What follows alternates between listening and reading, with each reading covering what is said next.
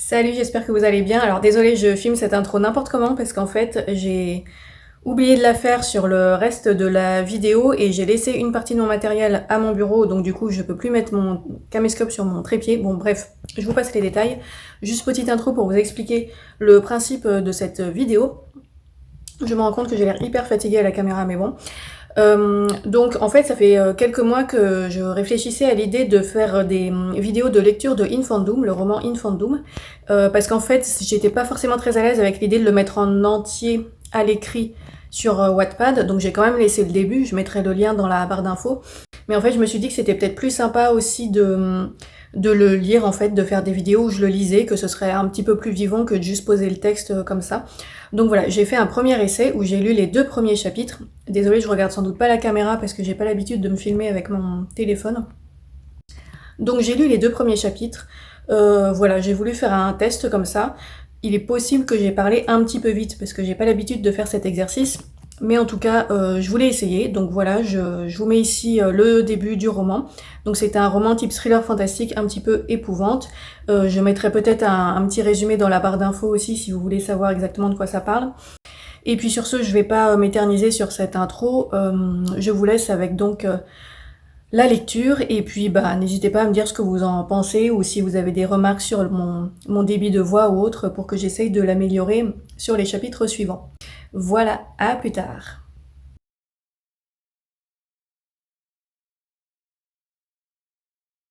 Les cheminées de l'usine surgissent au détour d'un virage, sinistres dans la lumière crue de l'éclairage artificiel. La campagne environnante est encore plongée dans l'obscurité d'une nuit d'hiver en Lorraine.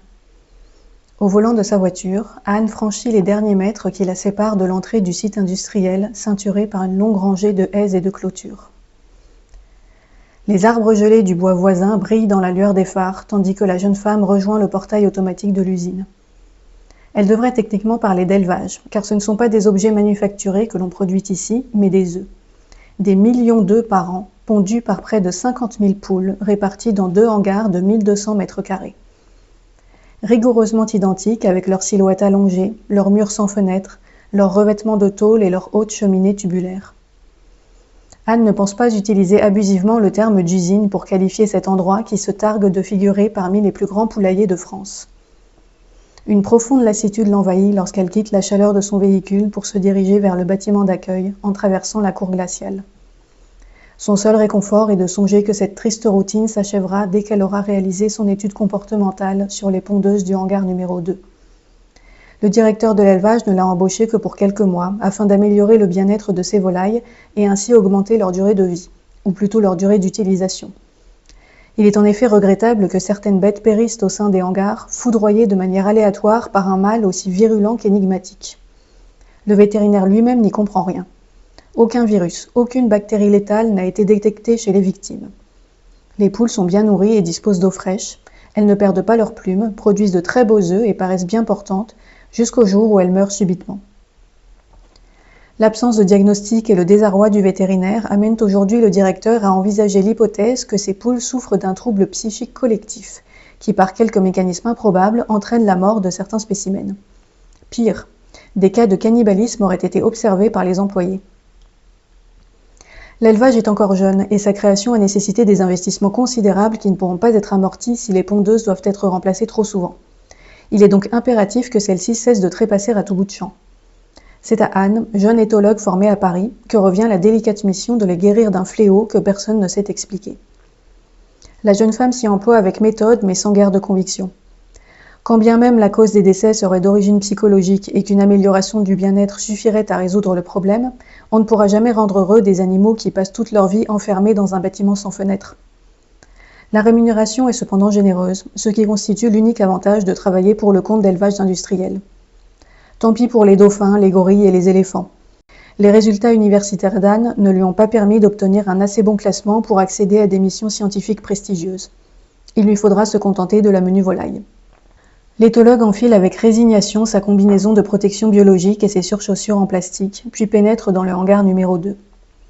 Un petit bac de produits désinfectants l'attend dans le sas bétonné. Elle y trempe les pieds avant de se diriger vers la salle des pondeuses. Déjà, le vacarme infernal des quelques 25 000 oiseaux parqués ensemble la submerge comme un tsunami. La puanteur de l'ammoniac dégagé par les fientes la prend à la gorge et agresse ses sinus. Toutes les poules sont en pleine activité depuis 5 heures du matin, heure d'allumage des néons du bâtiment. Il est maintenant 8 heures. Anne se prépare à subir une journée entière au milieu de cet enfer, interrompue par de courtes pauses pour prendre l'air. Un long soupir soulève sa poitrine au moment d'ouvrir la porte grillagée de la salle. Devant elle se déroule un interminable couloir flanqué de rangées d'étagères et perchoirs métalliques. Les animaux boivent et se nourrissent au sommet de la structure, à environ 2 mètres de hauteur. L'étage intermédiaire est réservé aux compartiments de ponte, chacun agrémenté d'un petit tapis et masqué par un rideau plastifié. Au sol, les poules grattent leur litière poussiéreuse et se promènent en essayant de ne pas se marcher les unes sur les autres. L'œil rencontre le gris de l'acier où qu'il se pose. L'ensemble du hangar évoque un vaisseau spatial en proie à une invasion aviaire, où les bêtes forment une immense masse brun-roux sans cesse en mouvement, protéiforme, bruyante et malodorante. Au milieu du couloir, des jouets de paille suspendus à des chaînes ont été installés sur les conseils d'Anne. Celle-ci doit maintenant observer si les poules les utilisent, de quelle manière, à quelle fréquence, tout en étudiant l'évolution du taux de mortalité. Lorsqu'elle aura collecté assez de données pour effectuer des statistiques, elle pourra évaluer l'efficacité des jouets suspendus sur le bien-être des pondeuses. La jeune femme a peu d'espoir d'obtenir des résultats miraculeux, mais remplit patiemment son tableau d'observation et endure en silence ses atroces conditions de travail. Quand le découragement menace de la faire abandonner, Anne se répète qu'elle n'est pas la plus à plaindre dans cette histoire. Les poules mènent une existence infiniment plus misérable que la sienne. Un manteau de neige a recouvert la campagne lorsqu'elle émerge du hangar en fin de journée. Elle se débarrasse de sa tenue stérile, puis se hâte vers sa voiture avec un soulagement d'autant plus grand qu'elle sait ne pas devoir revenir le lendemain. Son employeur l'a autorisée à se rendre à une journée d'études sur le droit animal se déroulant à Strasbourg. Le voici d'ailleurs qui l'interpelle alors qu'elle s'apprête à ouvrir la portière. « Ne vous enfuyez pas comme ça !» plaisante-t-il. « Comment ça s'est passé aujourd'hui? Est-ce que les pondeuses utilisent leurs jouets ?» Elle commence à s'y intéresser. Certaines vont avoir besoin de temps pour s'y habituer, je pense. Cette réponse ne semble pas satisfaire le directeur. Les traits de son visage se crispent en une grimace qu'Anne a appris à détester. La jeune femme fixe la poignée de sa portière en réprimant une terrible envie de poser la main dessus. Montrer de l'impatience devant celui dont dépend son salaire serait sans doute une mauvaise idée. Elle l'écoute donc d'un air faussement intéressé, malgré la fatigue et le froid mordant. Ce problème avec les animaux doit être réglé au plus vite. Inutile de vous dire que beaucoup d'argent a été engagé dans ce projet. Oui, je comprends. L'élevage avicole industriel n'est pas encore très représenté dans le Grand Est. Nous devons rapidement affirmer notre position sur le marché pour faire face à la concurrence des autres régions. Bien entendu. J'ai la conviction que notre établissement peut faire la différence. Nous avons la plus grosse exploitation de ce côté de la France. Elle figure même parmi les plus grosses du pays. En effet, c'est impressionnant. Si nous arrivons à augmenter la durée de vie des pondeuses, je suis persuadée que nous atteindrons des niveaux de production similaires à ceux des élevages bretons. Ce serait formidable. Anne se trouve à court de réponses laconiques quand le directeur la libère enfin. La nuit tombe déjà. Les phares de la vieille Peugeot d'occasion s'allument une nouvelle fois pour percer les ténèbres. L'éthologue reprend la route, appréciant à sa juste valeur la beauté du silence après avoir subi le tapage continu du poulailler. Elle traverse un paysage alternant champs et forêts aux contours effacés par la neige. Les lumières d'un village égayent de temps à autre la monotonie nocturne. Des décorations de Noël sont accrochées un peu partout. Leur vue assombrit l'humeur d'Anne qui s'apprête à passer les fêtes en solitaire. Elle n'espère aucun appel de ses parents. Ils n'ont pas cherché à la contacter depuis plusieurs années et elle-même n'en a aucune intention. Sa sœur, en revanche, va certainement l'inviter, une perspective qui ne la réjouit pas davantage.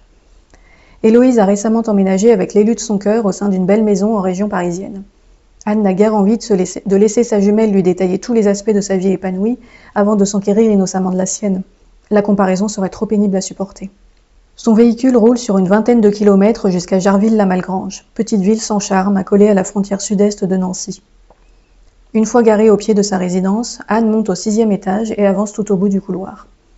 La porte de l'appartement s'ouvre en gémissant. La voici enfin chez elle. 30 mètres carrés, majoritairement occupés par le vide. La jeune femme ne possède pas grand-chose depuis l'obtention de son master. Elle enchaîne les CDD, ne s'attardant jamais plus d'1 an au même endroit. L'austérité est devenue son mode de vie. Une unique photo trônant sur le bureau témoigne de l'existence de sa famille. Le cliché remonte à son enfance, époque où nul ne pouvait différencier les jumelles. Leurs propres parents les confondaient lorsqu'elles décidaient d'accorder leur tenue. Anne déteste cette image, dont elle ne parvient pourtant pas à se séparer. Elle ne se reconnaît plus dans la fillette souriante et espiègle qu'elle fut autrefois.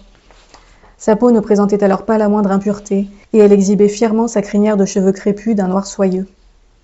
La jeune femme passe ce soir devant la photo sans lui accorder un regard, puis consacre un temps à saisir les données du jour sur son ordinateur. Elle erre ensuite sur Internet pendant une durée indéterminée, avachie au fond de son lit, avant de se résoudre à faire réchauffer au micro-ondes un plat qu'elle ingère devant le journal de 20 heures. Le sujet principal ne change plus depuis quelques jours. Une fillette de 11 ans a disparu dans le Pas-de-Calais alors qu'elle rentrait du collège. Anne regarde d'un air absent la photographie utilisée pour l'avis de recherche, la séquence montrant des agents de la brigade canine ratissant le bois près de la petite route que la disparue empruntait chaque jour. Elle écoute les parents éplorés supplier qu'on leur rende leur enfant, tout en ingurgitant la nourriture insipide qui s'étale dans son récipient de plastique. Ce repas terminé, la jeune femme tente de se motiver pour lire. Elle finit une nouvelle fois devant un écran et enchaîne 2 épisodes d'une série sans grand intérêt avant de se coucher. 3 heures. Anne a peur.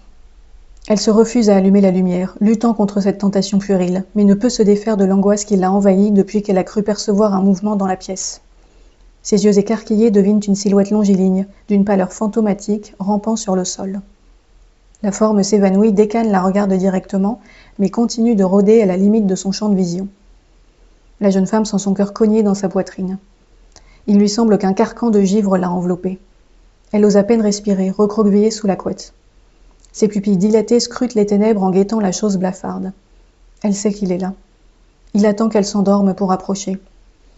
Alors elle combat le sommeil de toutes ses forces, consciente que celui-ci finira par l'emporter, et que le fantôme silencieux viendra la trouver.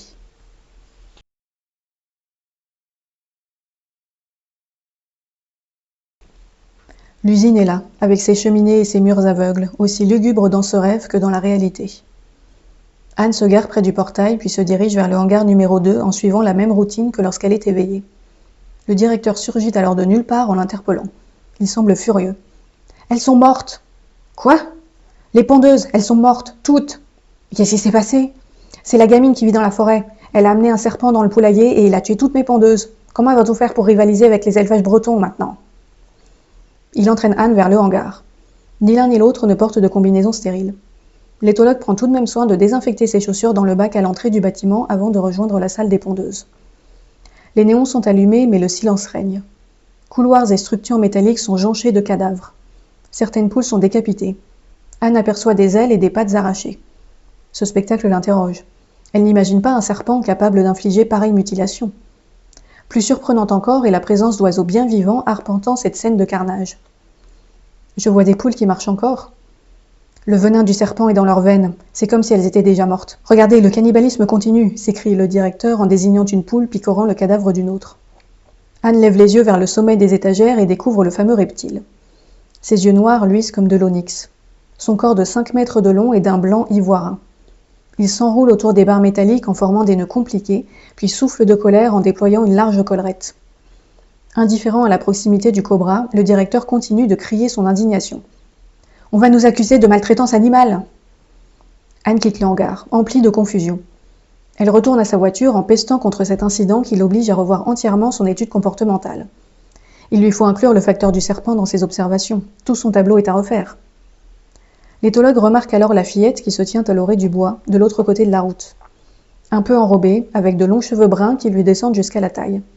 Son regard pénétrant ne semble pas adapté à une enfant si jeune. Anne la reconnaît aussitôt. « Mélanie ?» La fillette s'enfuit entre les arbres. Anne traverse la route pour se lancer à ses trousses. « Mélanie, pourquoi as-tu amené Spectre ici? Il m'empêche de travailler. » Son amie disparaît dans l'obscurité du sous-bois. La jeune femme la poursuit jusqu'à ce qu'une sensation étrange l'incite à ralentir. Il fait de plus en plus sombre. La noirceur s'intensifie à chaque seconde. Le décor se fond dans d'épaisses ténèbres, si bien qu'Anne ne distingue plus que des formes à peine identifiables. L'air paraît se solidifier autour de son corps. L'atmosphère elle-même se durcit, l'oppresse, l'écrase comme si elle se trouvait au fond d'un abysse, piégée par une masse d'eau glacée plusieurs kilomètres sous la surface, là où le soleil cesse d'exister. Anne oublie Mélanie et ne pense plus qu'à la terreur qui se répand dans son âme. Un effroi tel qu'elle n'en a jamais connu. La certitude, limpide et épouvantable, que quelque chose d'ignoble va lui arriver. Elle ne peut pas bouger, pas même remuer un doigt. Seuls ses yeux sont en action. Son regard balaie frénétiquement la surface du plafond blanc qu'elle devine dans la pénombre de l'appartement. Ses bras sont levés au-dessus de sa tête dans une curieuse position. paralysé comme le reste de son être. De longues secondes, à moins qu'il ne s'agisse de minutes, s'écoulent avant qu'elle parvienne enfin à tourner la tête. Le contrôle de ses muscles lui revient progressivement. Anne perçoit alors le contact d'écailles lisses et douces contre sa peau. Il est venu la trouver. S'est glissé dans son lit pendant qu'elle dormait. Elle ne le voit pas, mais le sang qui remonte avec lenteur le long de ses jambes. Une langue bifide aussi légère qu'un courant d'air palpe à présent son bras droit. Parvenue au poignet, elle accélère ses mouvements. Les contacts deviennent plus rapprochés, plus rapides. De petits souffles se font entendre sous la couette alors que le cobra respire plus fort, gagné par l'excitation. Il va mordre. Anne s'arrache brutalement à sa léthargie. Elle rejette la couette en criant puis gesticule telle une forcenée pour chasser le reptile. Celui-ci a déjà disparu, volatilisé en un instant. La jeune femme court allumer toutes les lumières et inspecte chaque mètre carré du studio sans trouver la moindre trace du serpent. Le réveil indique 4h27. Elle n'a pas dormi du reste de la nuit. L'aube la découvre tétanisée dans son lit, les yeux grands ouverts, elle qui se réjouissait la veille de pouvoir s'offrir le luxe d'une grasse matinée en cette journée particulière. Ses craintes s'apaisent cependant miraculeusement au premier ray de lumière filtré par les volets. Le cobra fantôme n'apparaît qu'à la faveur de la nuit. Anne se lève enfin, puis entame sa routine matinale. La perspective de se rendre à Strasbourg lui remonte à peine le moral au terme de ces longues heures d'épouvante. Des images surgies de son rêve continuent de la hanter, au point qu'elle ne peut résister au besoin d'attraper son téléphone pour envoyer un message à Héloïse. Cette nuit, j'ai vu Spectre dans un affreux cauchemar, puis il est venu dans mon lit. Ça arrive souvent depuis quelques semaines. Tu crois que je dois m'inquiéter ? Sa sœur ne répond pas dans l'instant, ce qui a le don de l'agacer. Elle doit être en train de prendre le petit déjeuner avec son merveilleux compagnon dans leur merveilleuse maison, oublieuse de sa jumelle qui ne représente désormais qu'une préoccupation secondaire dans sa merveilleuse vie. Anne patiente 5 minutes, puis décide d'assumer pleinement sa nature harceleuse et envoie un second message. J'ai aussi rêvé de Mélanie. Je n'avais plus pensé à elle depuis des années. Héloïse n'a toujours pas répondu lorsqu'elle quitte l'appartement puis se met en route. Le campus de l'Esplanade se trouve à proximité du centre-ville historique. Anne s'égare un moment dans les rues strasbourgeoises avant de pénétrer au sein du complexe universitaire, puis perd encore plusieurs minutes à chercher le bon bâtiment. Elle se présente à bout de souffle et de nerfs devant le chargé d'accueil qui lui fait signer la feuille de présence puis l'oriente vers l'amphithéâtre. La première conférence a déjà commencé. Anne s'installe au fond de la salle, enlève son manteau, remarque l'énorme auréole de transpiration au niveau de ses aisselles, remet derechef son manteau. Elle jette un coup d'œil au programme de la journée pour se remémorer le thème de l'intervention en cours. Le statut juridique de l'animal en France, historique et développement. Ça démarre fort. La jeune femme n'est pas assise depuis 2 minutes que son téléphone sonne bruyamment. Elle s'empresse de le passer en mode silencieux et constate qu'Héloïse a daigné donner suite à ses messages. C'est curieux, j'ai moi aussi pensé à Mélanie récemment. Ça doit être à cause des actualités avec cette gamine qui a disparu. Ne t'inquiète pas pour les serpents, ils ne sont pas vraiment réels. Un second texto arrive dans la foulée. Je pense que ça te ferait du bien de venir te détendre à la maison pour Noël. J'aimerais te présenter Thomas depuis le temps que je te parle de lui. Anne soupire à la lecture de l'invitation tant redoutée. Elle hésite un moment quant à la réponse à formuler, pianote un début de phrase sur le clavier tactile, puis décide d'ignorer sa sœur à son tour et range l'appareil. Le manque de sommeil associé à l'austérité du sujet de la conférence a tôt fait d'éroder ses capacités de concentration. La jeune femme contemple d'un air perdu le grand écran où défile une série de diapositives assommantes, puis baisse les yeux sur son carnet dont les pages immaculées illustrent sa totale absence d'inspiration.